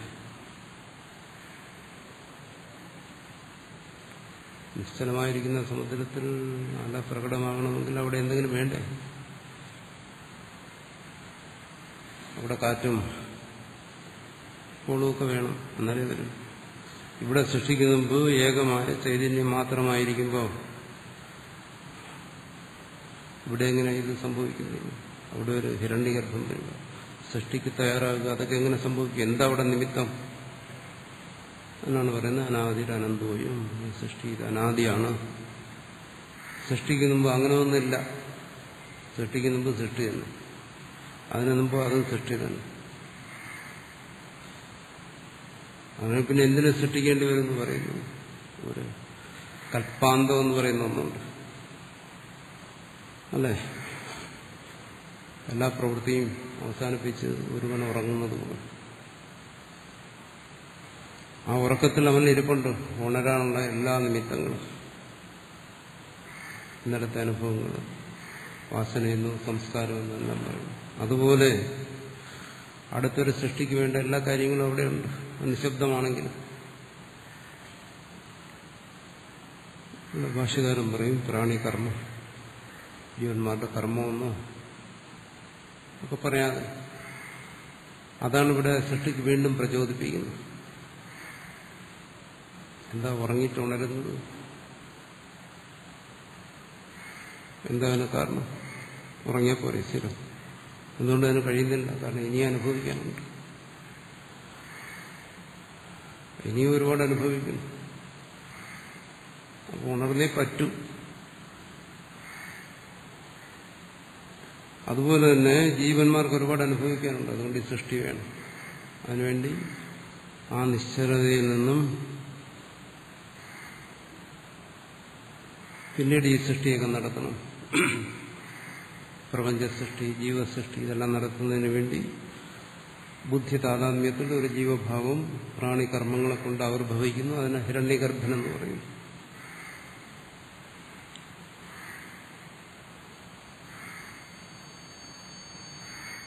തേന മൃത്യുന ഇതം കാര്യം ആവൃതമാസി. ആ മൃത്യുവിനാൽ ഈ കാണുന്ന ഇതെല്ലാം ആവരണം ചെയ്യപ്പെട്ടിരുന്നു എന്നാണ്. അതെങ്ങനെ സംഭവിക്കുന്നു? ഈ കാര്യങ്ങളെല്ലാം ആ മൃത്യുവിനെ കൊണ്ട് ആവരണം ചെയ്യുക. അതെങ്ങനെ സംഭവിക്കുന്നു? ഭാഷ്യകാരൻ പറയുന്നു യഥാ പിണ്ടാവസ്ഥയാമൃത ഘടാദേഹാവൃതാസ്വതി തദ്വ. നമുക്ക് ഈ സൃഷ്ടിക്ക് മുമ്പുള്ള അവസ്ഥയെ പിണ്ടാവസ്ഥ എന്ന് പറയാം. പാത്രം ഉണ്ടാക്കുന്നതിന് മുമ്പുള്ള മണ്ണിന്റെ ആ ഉരുണ്ട അവസ്ഥ, അത് തയ്യാറായിരിക്കണം. അടുത്ത ദിവസം പാത്രമായി മാറും. എന്തുകൊണ്ട്? അത് ആ മണ്ണിന് പശയുണ്ട്, അതിന് ഈർപ്പം വന്നു കഴിഞ്ഞു. അപ്പം അതിനൊരു ഉരുളയായി കഴിഞ്ഞു. അടുത്ത് ഇനി അതിന്റെ പണി പാത്രമായി മാറുകയാണ്. കപാലങ്ങളായി മാറുക, പാത്രമായി മാറുക. അതുപോലെ ഈ സൃഷ്ടിക്ക് മുമ്പ് ഈ കാര്യങ്ങളെല്ലാം ആവരണം ചെയ്ത ഒരു രൂപമായിരുന്നു. എന്നുവെച്ചാൽ ഈ കാര്യങ്ങളെല്ലാം ഉള്ളിൽ ഒതുക്കി വെച്ച ഒരു മണ്ണുരുള, കപാലത്തെ അതിൽ ഒതുക്കിയിരിക്കുന്നു, പാത്രത്തെ അതിൽ ഒതുക്കിയിരിക്കുന്നു, എല്ലാം അതിനകത്തുണ്ട്. അതിലെ സത്താരിക. അതുപോലെ സൃഷ്ടിക്ക് മുമ്പ് ഈ ചൈതന്യം എല്ലാത്തിനെയും തന്റെ ഉള്ളിൽ ഒതുക്കിയിരിക്കുന്നു, അതാണ് ആവരണം ചെയ്തിരിക്കുന്നു. ഈ കാര്യങ്ങളെല്ലാം തന്നെ സത്തല്ലേ, അവിടെ ഉണ്ടല്ലോ ഇതെല്ലാം. രാമനും കൃഷ്ണനും ഒക്കെ അവിടെയുണ്ട്. ചൈതന്യം അതിനെ ആവരണം ചെയ്തിരിക്കുന്നു. അതാണ് പിണ്ടാവസ്ഥയാമൃത ഘടാദേഹാവൃതാസ്വതി തത്വം.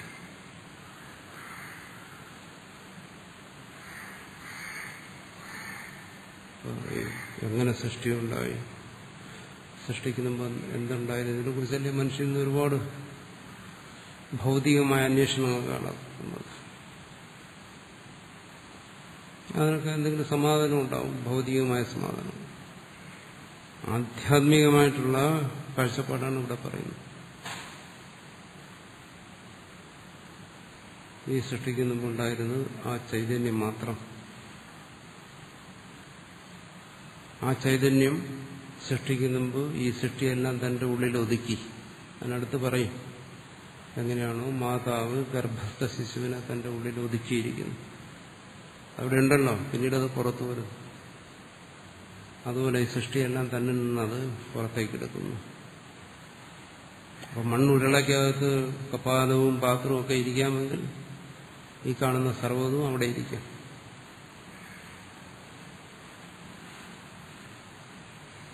അവിടെ നിന്നാണ് ഇതെല്ലാം പ്രകടമാകുന്നത്.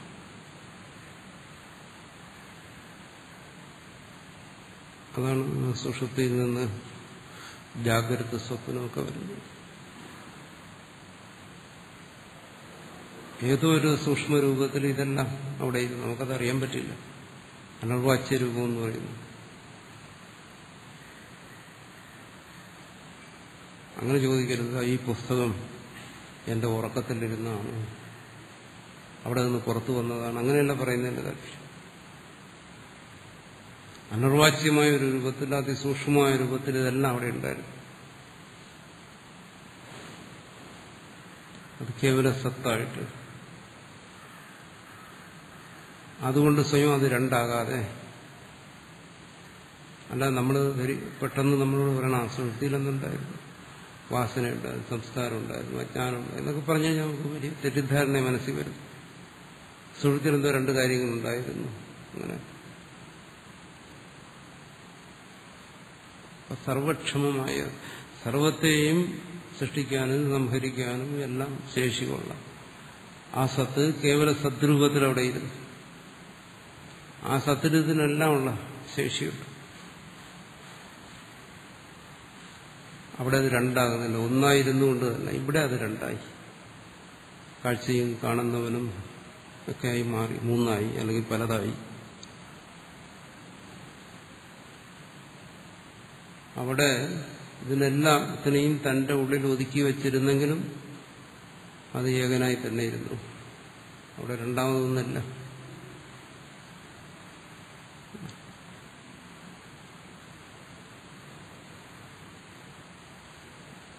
അത് ശരിക്കും മനസ്സിലാക്കിയില്ലെങ്കിൽ നമ്മുടെ മനസ്സിൽ തർക്കം വരും. സുഷുപ്തിയിൽ എന്തുണ്ടായിരുന്നു, അജ്ഞാനം ഉണ്ടായിരുന്നു, ഇല്ലായിരുന്നു. അസംബന്ധമായ വാദങ്ങളാണ്.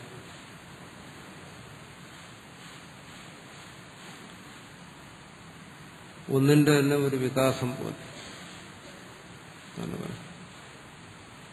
സുഷുപ്തിയുടെ ഒരു വികാസമാണ് എന്ന് പറയാം ഈ ജാഗ്രത സ്വപ്നങ്ങൾ. ഇതിനൊക്കെ ഇരിക്കാൻ അവിടെ ഇടമുണ്ടായിരുന്നോ? നമ്മൾ ഉദ്ദേശിക്കുന്ന തരത്തിലാണെങ്കിൽ അവിടെ ഇടമില്ല.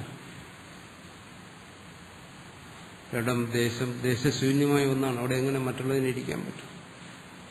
പക്ഷെ ഏതോ ഒരു അനിർവാച്യമായ രൂപത്തിൽ, നമുക്ക് നിർണ്ണയിക്കാൻ കഴിയാത്ത രൂപത്തിൽ ഇതെല്ലാം അവിടെയുണ്ട്. അവിടെ നിന്ന് പ്രകടമാകുന്നു.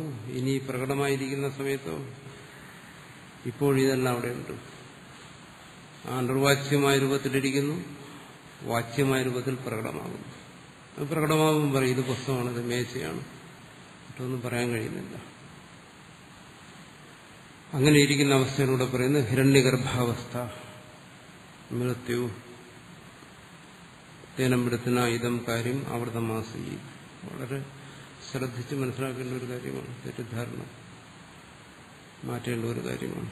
അതിനു വേണ്ടിയിട്ടാണ് വളരെ മനോഹരമായ ഒരു ഉദാഹരണം ഭാഷകാരൻ പറഞ്ഞു. പിണ്ടാവസ്ഥയാമൃത ഘടാതെ ആവൃതാസ്യഹു. എന്താ, മണ്ണുരുളയിരുന്നപ്പോൾ മണ്ണിന്റെ അകത്ത്, മണ്ണിനോടൊപ്പം മണ്ണിന്റെ ഉള്ളിൽ പാത്രം ഉണ്ടായിരുന്നു. നമ്മുടെ സങ്കല്പത്തിലൊന്നും ഇല്ലായിരുന്നു, പക്ഷെ അവിടെ ഉണ്ടായിരുന്നു. സത്കാര്യമാണ്. അതുപോലെ തന്നെ ഈ സൃഷ്ടിയിലും സംഭവിച്ചിരിക്കുന്നത്, സൃഷ്ടിക്ക് മുമ്പ് സംഭവിച്ചിരിക്കുന്നത് തദ്വത്.